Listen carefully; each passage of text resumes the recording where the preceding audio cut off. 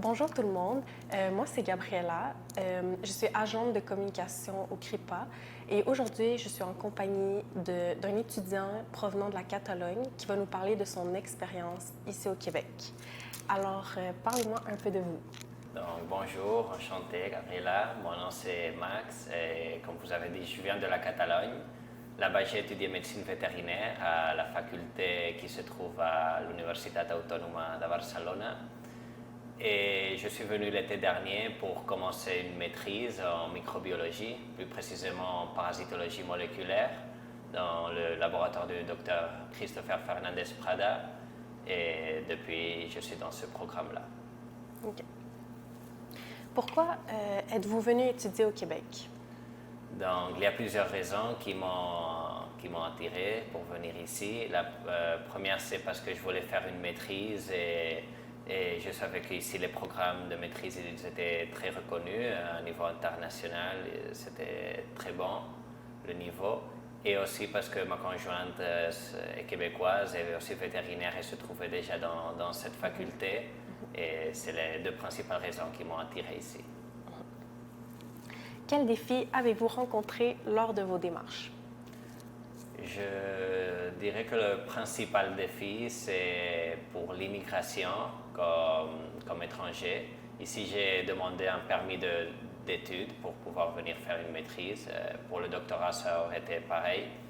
Et je pense que c'est le principal défi parce que ça prend beaucoup de temps pour l'obtenir. On peut parler même de plusieurs mois, mais ce n'est pas difficile. Il faut juste suivre les étapes et tu vas finir par l'obtenir. Il faut juste persévérer. Qu'est-ce qui vous a le plus marqué entre étudier à la Catalogne et étudier ici avec le CRIPA?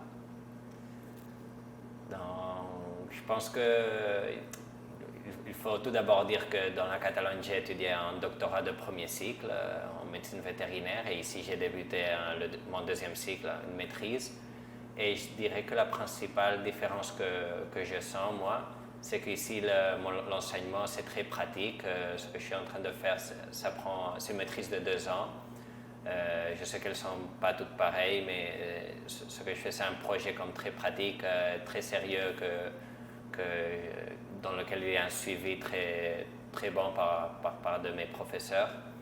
Et l'autre différence, c'est l'opportunité de bourse que tu peux obtenir ici par rapport à là-bas.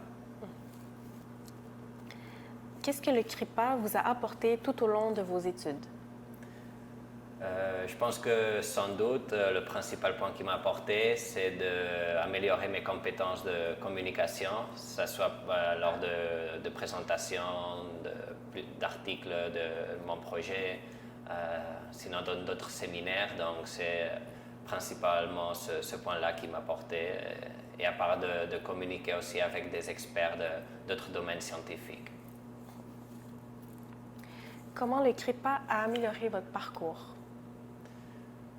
Il a amélioré mon parcours, je reprends ce que j'ai dit avant, en développant les compétences que je viens de mentionner et aussi en gagnant de la confiance en moi-même dans ce monde que je connaissais à peine pas parce que je venais d'un programme très pratique comme c'est la médecine vétérinaire et ce monde-là de sciences plus fondamentales, je le connaissais pas beaucoup et ça m'a permis de rentrer dans ce monde d'une façon très, très positive et très encourageante. Est-ce que vous auriez des conseils à donner aux étudiants qui, comme vous, pensent venir étudier ou faire un stage au Québec ou au Canada et bénéficier de l'appui du CRIPA? Je leur dirais que oui, c'est très différent ce qu'on vit là-bas par rapport ici. C'est très loin, c'est une culture complètement différente.